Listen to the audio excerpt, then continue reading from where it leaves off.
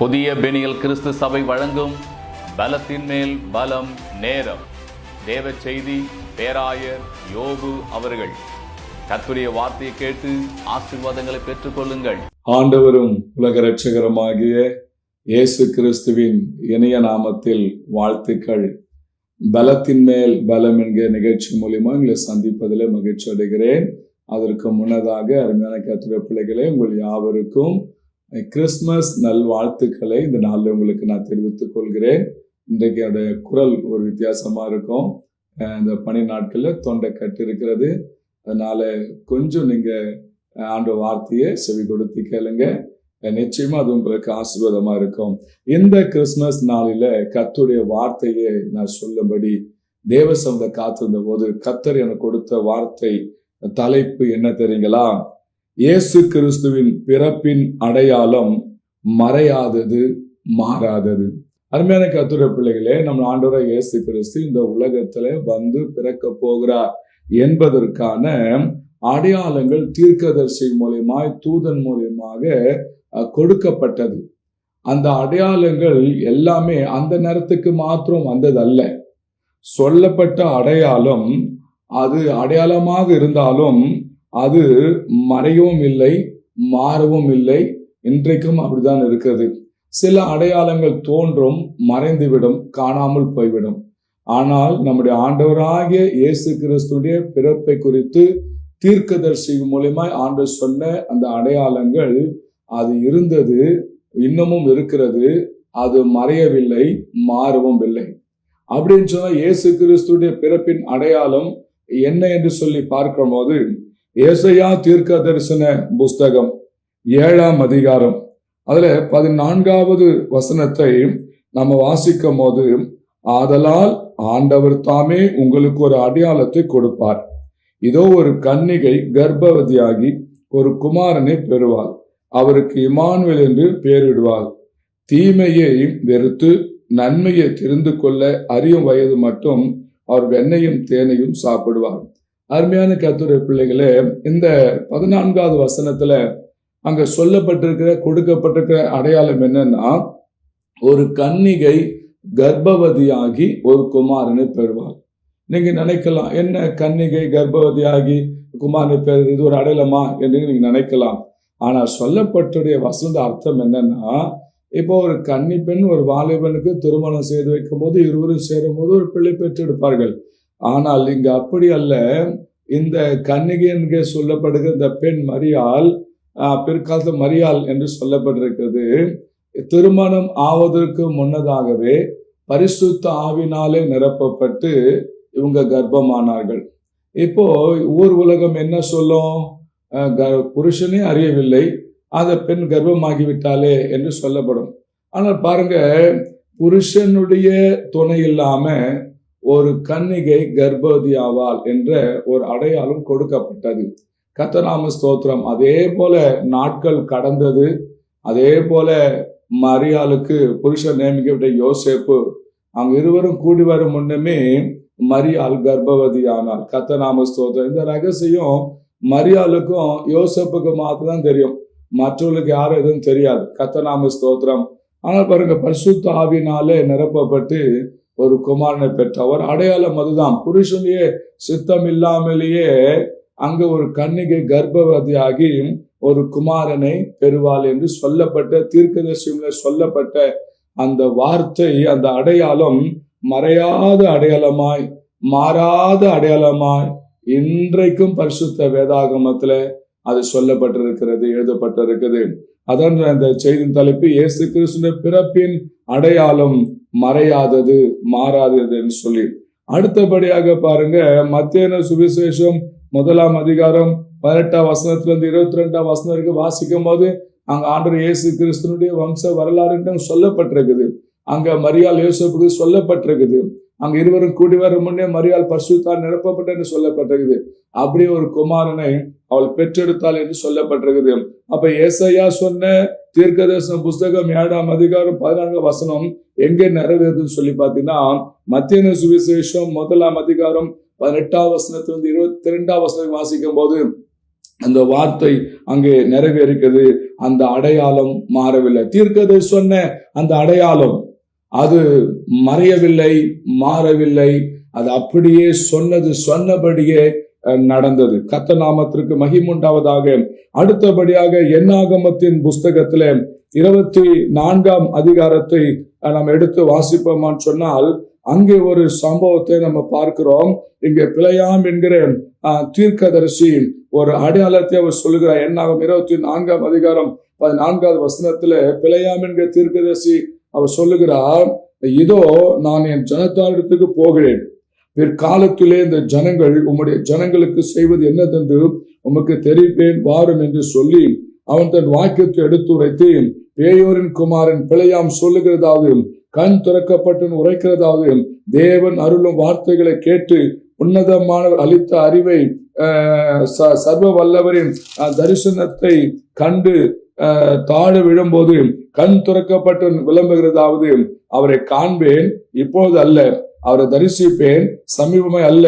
ஒரு நட்சத்திரம் யாக்கோபிலிருந்து உதிக்கும், ஒரு செங்கோல் இஸ்ரவேலிலிருந்து எழும்பும், அது மோவாபின் எல்லைகளை நொறுக்கி சேத் புத்திரர் எல்லாரையும் நிர்மூலமாக்கும் என்ற ஒரு அடையாளத்தை பிலேயாம் தீர்க்கதரிசி மூலமா அன்றைக்கு சொல்லப்பட்ட அந்த வார்த்தை அப்படியே நிறைவேறினது. யாக்கோபிலிருந்து ஒரு நட்சத்திரம் தோன்றும். நட்சத்திரம் என்பது எல்லாருக்கும் பிரகாசம் தரக்கூடியது. சூரியனும் சந்திரன் காட்டிலும் மிகப்பெரியது நட்சத்திரம். இந்த நட்சத்திரம் எப்படி ஒரு பிரகாசம், அது போல ஒரு பிரகாசிக்கக்கூடிய ஒருவர் வருவார் என்று சொல்லி மிக அழகா அடையாளத்தை அவர் சொன்னார். சொன்ன அந்த அடையாளம் அப்படியே நம்ம ஆண்டவர் இயேசு கிறிஸ்து நட்சத்திரமாக அவர் ஜொலிக்கிற நட்சத்திரம் போல அருமையாக அழகாக இந்த பூமியில அவர் பிறந்தார். அப்போ ஏசாயா சொன்ன தீர்க்கதரிசன அடையாளம் மாறவில்லை, மறையவில்லை. அதே போல பிலேயாம் தீர்க்கதரிசி சொன்ன அந்த அடையாளமும் மாறவில்லை. யாக்கோபில்தான் ஒரு நட்சத்திரம் தோன்றினது. அது நம் ஆண்டவராகிய இயேசு கிறிஸ்துவே. கர்த்தர் நாம ஸ்தோத்திரம். அடுத்தது மூன்றாவது ஒரு காரியம், மத்தேயு சுவிசேஷம் 2ஆம் அதிகாரம் 1வது வசனத்திலிருந்து 11வது வசனம் வரைக்கும் நம்ம அங்க வாசிக்கும் போது, மத்தேயு 2ஆம் அதிகாரம் அங்க 1வது வசனத்திலிருந்து 2வது வசனம் வாசிக்கும் போது, ஏரோது ராஜாவின் நாட்களில் யூதாவில் பெத்லகேமிலே இயேசு பிறந்த போது கிழக்கிழந்து சாஸ்திரிகள் எருசலேமுக்கு வந்து, யூதருக்கு ராஜா பிறந்திருக்கிற எங்கே, கிழக்கில் அவர் நட்சத்திரத்தை கண்டு அவரை பணிந்து கொள்ள வந்தோம் என்றார்கள். அருமையான தேவ பிள்ளைகளே, இங்கே ஒரு சாஸ்திரிகளை பார்க்கிறோம். அங்க சொல்லப்பட்டிருக்குது, ஏரோதின் நாட்களில் யூதாவில் பெத்லகேமில் இயேசு கிறிஸ்து பிறந்த போது சாஸ்திரிகள், ஒரு 3 சாஸ்திரிகளுக்கு அங்க இயேசு கிறிஸ்து பிறந்தார் என்பதற்கு வானத்தில் ஒரு நட்சத்திரம் உண்டானதாம். இந்த சாஸ்திரிகள் என்று சொன்ன சாதாரண ஆட்கள் அல்ல, அவங்க ஒரு சயின்டிஸ்ட். அவங்க வானத்தின் தோற்றங்கள் எல்லாத்தையும் கண்டுபிடிக்கிறவர்கள், எல்லா கிரகங்கள் காரியங்கள் எல்லாவற்றையும் கண்டுபிடிக்கிறவர்கள். அவர்களுக்கு தேவன் இயேசு கிறிஸ்து பிறந்ததை அதை வெளிப்படுத்தி காட்டினார். அப்ப என்ன வித்தியாசம், நட்சத்திரம் இருக்குது, கண்டிப்பா ராஜகுலத்தை சேர்ந்த யாரோ ராஜா பிறந்திருக்க வேண்டும், அவர் வித்தியாசமா ராஜா இருந்திருக்குன்னு சொல்லி அதை கண்டு அதை தேடி கண்டுபிடித்து வந்து ஏரோது ராஜா கேட்கிறாங்க, யூதருக்கு ராஜா பிறந்திருக்கு எங்கே, கிழக்கில் நட்சத்திரத்தை கண்டோம் என்று சொல்லி. அருமையான தேவப்பிள்ளைகளை, சாஸ்திரிகள் பாருங்க, ஆண்டவர் பிறப்பை அறிந்து கொள்ள ஒரு அடையாளம் கொடுக்கப்பட்டது, அது நட்சத்திரமாக கொடுக்கப்பட்டது. பின்பு அவர்கள் போய் அந்த பிள்ளை இருக்கிற இடத்தை பார்த்து பிள்ளையை பணிந்து கொண்டார்கள் என்று வேதத்துல பார்க்கிறோம். கர்த்தர் நாம ஸ்தோத்திரம். இயேசுவின் பிறப்பின் அடையாளத்தை அறிவிக்கும்படி அங்க நட்சத்திரம் சாஸ்திரிகளுக்கு காண்பிக்கப்பட்டது. அருமையான கர்த்தருடைய பிள்ளைகள், அது மாத்திரமல்ல, லூக்கா எழுதின சுவிசேஷம் புஸ்தகம் 2ஆம் அதிகாரம் 8ஆம் வசனத்திலிருந்து 12ஆம் வசனம் வரைக்கும் நம்ம வாசிக்கும் போது அங்க தேவதூதன் சொல்வதை பார்க்கிறோம். அது மாத்திரமல்ல, லூக்கா 2ஆம் அதிகாரம் 15ஆம் வசனம் 17ஆம் வசனம் அங்கெல்லாம் பார்க்கும் போது அவன் சொல்றான், எல்லா ஜனத்துக்கும் மிகுந்த சந்தோஷம் உண்டாக்கும் நற்செய்தி உங்களுக்கு அறிவிக்கிறேன் என்று சொல்லி அவர் சொன்னாரு. இந்த மேற்பிள்ளை பார்த்து, நீங்க போங்க, பிள்ளைய துணியால் சுற்றி முன்னணிகள் கழுத்துல காண்பீர்கள், இதுவே உங்களுக்கு அடையாளம் என்று சொன்னார்கள். பாருங்க அருமையான தேவ பிள்ளைகளே, அப்ப இயேசு கிறிஸ்துடைய பிறப்பை குறித்து பரிசுத்த வேதாகமத்துல பழைய ஏற்பாட்டிலிருந்து புதிய ஏற்பாட்டு வரைக்கும் தீர்க்கதரிசிகள் மூலியமாய், தூதர்கள் மூலியமாய், மற்ற மனிதர்கள் மூலியமாய் அவர் பிறப்பு அறிவிக்கப்பட்டது, அடையாளத்தோடு அறிவிக்கப்பட்டது. இயேசு கிறிஸ்து ஏதோ ஒன்று வானத்தில் இறங்கி வந்து விடவில்லை. ஏதோ பூமிந்து முளைத்து வந்து விடவில்லை. அவர் எப்படி பிறப்பார், எங்க பிறப்பார், எந்த விதமா பிறப்பார் சொல்லி அடையாளங்களோடு சொல்லி பிறந்தவர் தான் நம்முடைய ஆண்டவராக இயேசு கிறிஸ்து. இயேசு கிறிஸ்துக்கு அடையாளம் இல்லைன்னு சொல்ல முடியாது. அடையாளத்தோடு அவர் பிறந்தார். கர்த்தர் நாமத்துக்கு மகிமை உண்டாவதாக. ஆனா அது மாத்திரம் இல்லைங்க, இயேசு கிறிஸ்து அடையாளம் பிறப்போடு மாத்திரம் முடிந்து விடவில்லை. இயேசு கிறிஸ்து யாரெல்லாம் ஏற்றுக்கொள்கிறாரோ அந்த நாமம் அவங்களுக்கு கிறிஸ்தவர்கள் என்று பெயர் கொடுக்கப்பட்டிருக்கிறது. கர்த்தர் நாம ஸ்தோத்திரம். அருமையான தேவ பிள்ளைகளே, இயேசு கிறிஸ்துடைய பிறப்பின் அடையாளம் பிறப்புக்கு மாத்திரம் கொடுக்கப்பட்ட அடையாளம் அல்ல, அது காலங்காலத்துக்கும் மறையாத அடையாளமா இருக்க வேண்டும் சொல்லிதான் இந்த அடையாளம் கொடுக்கப்பட்டது.